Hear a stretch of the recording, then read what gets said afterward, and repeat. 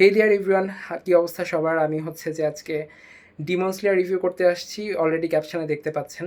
আর review করতে বসে আমার হঠাৎ করে মনে হলো যে এই শার্টের কালারটা হচ্ছে যে জেনেৎসু উপরে যে কোটটা পরে ওটার সাথে কালারটা অনেকটা যায়, তাই ভাবলাম যে why not.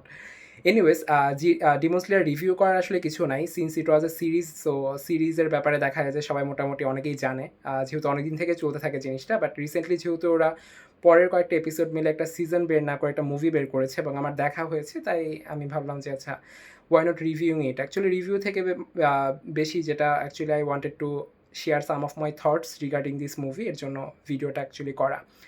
So Demon Slayer অন্যান্য সিরিজ বা মুভিজ থেকে আমার কাছে একটু ডিফারেন্ট লাগে, কারণ হচ্ছে যে অন্যান্য সিরিজ বা মুভিজে যেটা হয়, হিরোকে অনেক বেশি গ্লোরিফাই করা হয় এবং যে ভিলেন থাকে তাকে অনেক বেশি খারাপভাবে দেখানো হয়। বাট ডিমন স্লেয়ারের ব্যাপারটা হচ্ছে একটু ডিফারেন্ট।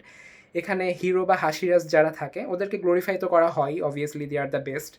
বাট এটার পরও যারা ডিমনরা আছে ওরা যে ওদের ডিমন হওয়ার পিছনে বা ভিলেন হওয়ার পেছনের যে ব্যাকগ্রাউন্ড হিস্ট্রি বা স্টোরিটা, এটা ডিমন স্লেয়ারে দেখানো হয়। সো এই জিনিসটা আমার কাছে অনেক বেশি ভালো লাগে। This is one of the reason Demon Slayer is my favourite. In fact যারা হচ্ছে যে আগের এপিসোডগুলো দেখেছেন তারা হয়তো রিলেট করতে পারবেন যে ওয়ান অফ দ্য এপিসোডে হচ্ছে যে একটা জাঙ্গেলের মধ্যে হাসিরাদের সাথে ডিমনদের একটা ফাইট হয় এবং ওখানে প্রত্যেকটা ডিমন যখন মারা যাচ্ছিল তাদের ফ্ল্যাশব্যাকে হচ্ছে তাদের স্টোরি দেখানো হচ্ছিল যে তারা কীভাবে ডিমন হয়েছে। সো এই জিনিসটা আমার কাছে একটু বেস্ট লাগে আসলে। এবং এইবারের মুভিটাতেও হচ্ছে যে এই জিনিসটা দেখানো হয়েছে। ইনফ্যাক্ট যখন আকাজা মারা, সরি আমি কি স্পয়লার দিয়ে দিলাম? Anyways I think it's okay, cause হচ্ছে যে ইনস্টা এবং ফেসবুক রিলস শর্টসে হচ্ছে যে অলরেডি সবাই জেনে গিয়েছে এটা যে আকাজা যে মারা যায়। নেভার মাইন্ড, এনিওয়েজ আম সরি। যাই হোক, আমি আসলে প্রিপারেশন নিয়ে ভিডিওটা বানাইনি, তো হঠাৎ মুখ দিয়ে বের হয়ে গেল। এনিওয়েজ, তো আকাজা যখন মারা যায়, আকাজার যে স্টোরিটা দেখানো হয়েছে এটাতে আসলে I really got emotional. I think everyone got emotional in the hall. আমি actually got teary eyes that time, cause ওর স্টোরিটা আসলে আমার কাছে খারাপ লেগেছে। এবং এটা দেখার পর আমার একটা জিনিস রিয়েলাইজ হলো, সেটা হলো যে আমাদের আশেপাশেও যারা খারাপ মানুষ আছে, I think no one choose to be a bad person. সবাই কোনো একটা ইনসিডেন্টের জন্য বা তার সারাউন্ডিংসের জন্য বা হচ্ছে তার লাইফের কোনো একটা ইভেন্টের জন্য হয়তো ব্যাড ডিসিশন নেয় বা ব্যাড পারসন হয়ে যায়। I am not encouraging them to be a bad person or whatever they are doing, but still আমি বলবো যে let's be kind to each other. আমরা সবসময় ট্রাই করবো যে একে অপরের প্রতি কাইন্ড হওয়ার in every possible way, cause you never know যে কে কিসের ভিতর দিয়ে যাচ্ছে, কে কী নিয়ে ডিল করছে, কার লাইফে কী টাইপের স্ট্রাগল চলছে। এমনও হতে পারে যে কারো একটা ব্যাড ডিসিশনের পিছনে, কারো একটা ব্যাড পারসন হওয়ার পেছনে হয়তো আপনি কোনো না কোনোভাবে হয়তো রেসপন্সিবল, যেটা হয়তো আপনি জানতেও পারছেন না।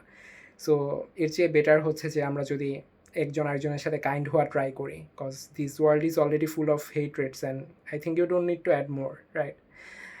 Talking about the movie was একটা মুড সুইংয়ের একটা রোলার কোস্টার বলবো। আপনার প্রত্যেকটা হাসিরাদের এন্ট্রিতে আপনার অনেক বেশি গুজবাম্প হবে, ফাইটগুলো অনেক বেশি জোস ছিল, যেটা ডিমন স্লেয়ারের মেইন জিনিসই আসলে। অ্যান্ড কখনো আপনার কাছে একটু ইমোশনাল লাগবে, কখনো হচ্ছে ফানি লাগবে। যেমন ইনোসকে হচ্ছে যে অলরেডি একটা ফানি ক্যারেক্টার, সো ওখানে কিছু কমেডি ছিল। সো মোটামুটি একটা রোলার কোস্টার রাইড মনে হয়েছে আমার কাছে। একবার কমেডি, একবার ফান, একবার হচ্ছে গুজবাম্প হচ্ছে, আরেকবার হচ্ছে ইমোশনাল হয়ে যাচ্ছেন। বাট জিনিসটা অনেকটা ইমোশন দিয়ে শেষ হয়। এবং যদি ব্যাড বাস খাই কোনো একটাতে, কজ আমি চেয়েছিলাম যে মুজানের স্ক্রিন টাইমটা হয়তো একটু বেশি দেখাবে। আই থিঙ্ক আমার মতো অনেকে হয়তো এক্সপেক্ট করেছেন যে মুজানের স্ক্রিন টাইমটা একটু বেশি থাকবে বা মুজানের ব্যাপারে অনেক কিছু দেখাবে। বাট ওরকম হালকা একটু দেখালে, ওরকম খুব বেশি মুজানকে নিয়ে দেখানো হয় না। অ্যাকচুয়ালি আকাজাকে নিয়ে বেশি দেখানো হয়। এবং একটা হাসির আসলে মারা যায়, এখানে স্পয়লার দিলাম না, but it's easy to guess, right, যে হাসির একজন মারা যাবে। সো ওই হাসিরা যে মারা যায় তার ফাইটের ব্যাপারটাও আসলে মানে অনেক বেশি ছিল। ওই ফাইটটাও অনেক জোস লেগেছে আমার কাছে। আর আরেকটা জিনিসে যদি ব্যাড বাজ খাই, সেটা হচ্ছে যে আমার কাছে মনে হয়েছে যে ওই যে মেইন যে হাসিরাগুলা ছিল বা ওদের ব্যাপারে ওদেরও স্ক্রিন টাইম একটু বেশি থাকবে। সো ওটাও ছিল না, ওখানে একটু হালকা ব্যাড বাজ খেয়েছি। বাট মুভি টাইমটা অনেক লেংদি হলেও আপনি মানে it went in a blink, like আমার কাছে পুরো সময়টা আমি অনেক অনেক বেশি এনজয় করেছি। So highly recommending this. আমি রেকমেন্ড না করলেও সবাই দেখতে যাবে, কজ ইটস অলরেডি হাউসফুল। যাই হোক, ভালো থাকবেন সবাই, আল্লাহ হাফেজ।